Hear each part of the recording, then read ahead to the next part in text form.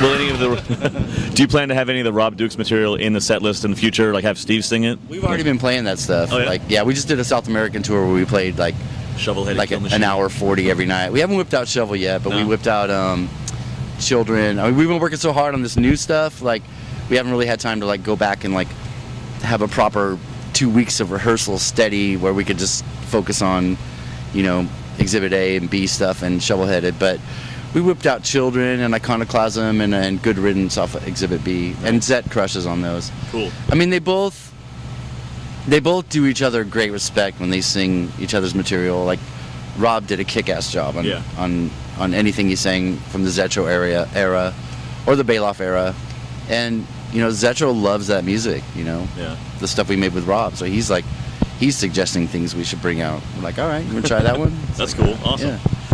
To go back to the Big Four subject, it's been like a big topic of conversation since the tour happened a couple of years ago, and it's kind of spawned a new conversation as like if the Big Four were expanded, who would be the next band in? And you and Testament and Overkill are always the first ones on everyone's lips. And I always thought this could be taken in a couple different ways. I wanted to know what you thought about when people say, "Oh, Exodus," if it was a Big Five, Exodus would be the next one in. How do you think about that? Lars said we should be there. That's all. That's all you need. Because I always thought it was just like, well, you should be here, but I don't know. I just want to see what you guys thought of that. Take a fan poll, do whatever you want to do, but it's like, you could. There's a lot of different angles you can look at it as. Album sales. If you're looking at it in purely album sales, yeah, it should be Testament. If you're looking at it as you want to throw a East Coast band in there, another East Coast band, then it should be Overkill. But in my humble opinion, it should be Exodus. Well, you guys were there first, like we said.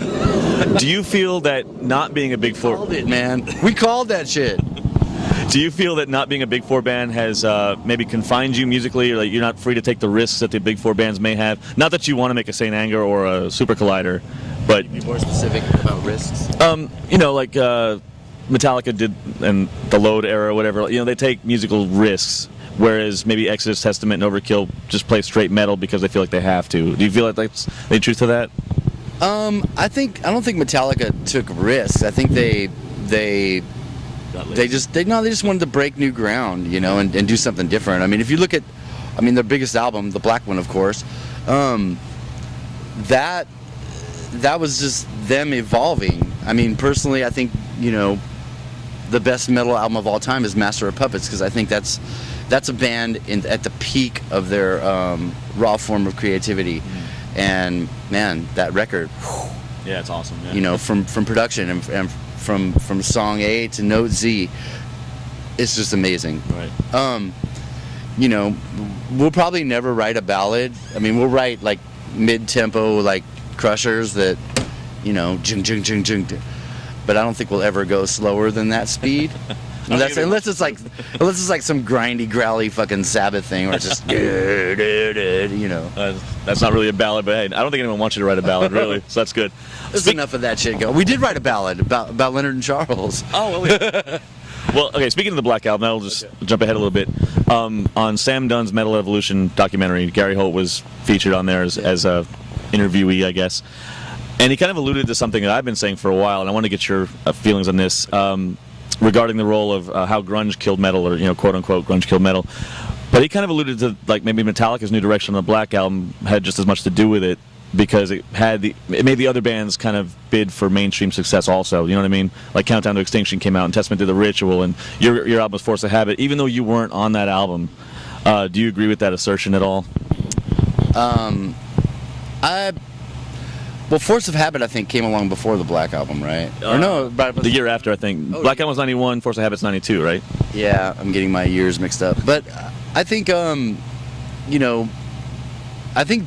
whatever band you're in, you should just be true to yourself. You know what I mean? You shouldn't try to, follow some trend, because, and to try to emulate the Black Album, you're a fucking idiot if you think you can.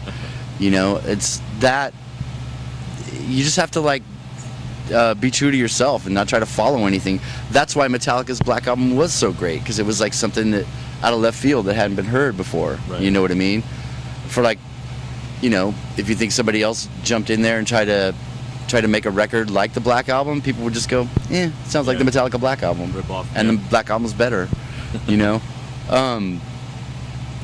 I just think, I think the stuff we play, the evolution, whatever you want to call it, in the music we play, has happened naturally. And it's through our influences and other shit that we listen to, and, even like Nine Inch Nails or something crazy that's couldn't be farther from Exodus. Right. As far as grunge killing metal, I think Jack Black said it best. You can't kill the metal, obviously, because we're still fucking here. So we'll leave it at that then. You guys were featured in the news recently because a 31-year-old fan posted the lyrics to Class Dismissed on Facebook. The kid looked like he was 12 years old, right? Oh yeah, right. But that song was inspired by the Virginia Tech massacre. Yeah. Now, it says a lot about the times we live in, based what happened with the guy and the cops getting involved and stuff. But what kind of a toll does that take on the band itself when something like that happens for you? We sent him a T-shirt. Yeah. Yeah, we sent him all kinds of swag. I mean, is it kind of any publicity is good publicity type of thing, or? Of course, we don't condone. No, I'm not saying that. School killings or anything like that. It was good publicity, but it was just like anything else. It had its 15 minutes. Right. In this case, maybe 5 minutes. And what happened to him was wrong. And I think all he did was post lyrics. It's like shit. I mean, if somebody posted a King Diamond lyric about bringing in the blood from the newborn child, what's gonna happen there? Right. You know what I mean? All right. Well, I have one more question for you, and I need you to think long and hard. Okay. Priest or Maiden? Oh man.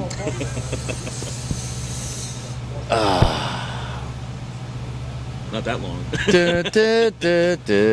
I'm just counting back the records, and what those bands individually did to me, and fuck you for asking that, by the way. Well, if it helps you at all, I'm Maiden. I talked to Donald Tardy from Obituary last week. He's Priest. Yeah, I'm gonna have to go with Priest. Yeah. Making you look like an idiot? Okay. No, I mean, he has his opinion, you have yours, but you made me choose between two very dear things to my heart. Yeah. I don't appreciate that. Any reason for that, or just that's it? I made you choose. Well, I think I don't know. I've sat down and listened to more Priest albums, like back to back. Like I can digest 5 Priest albums in a row, whereas Maiden, maybe not so. Gotcha. But I think Maiden had a singer change and an evolution.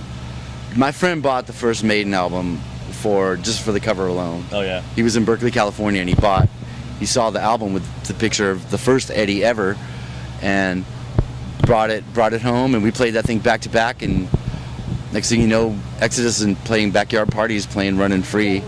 Nice. And it was so new and so raw. All of our friends thought they were originals. Awesome. and it was we're like, no, man. Good originals to have. Yeah. Well, listen, okay, so the new album, Blood In, Blood Out, it's on Nuclear Blast. It's out now. You guys sound like, I don't know a better way to put it. You sound young and hungry on this one still after all these years. And this is by far, I think it's my favorite one since Fabulous Disaster, seriously. Awesome. So if there's anything else you'd like to say in part. No, thank you for your words about the new record. We worked hard on it, and I'm glad everybody loves it. We love it too. We can't wait to go start shredding some of that shit live. Well, be old school, support the band, buy this shit. It's the best one you'll ever hear. See you inside for Slayer, Exodus, and Suicidal Tendencies.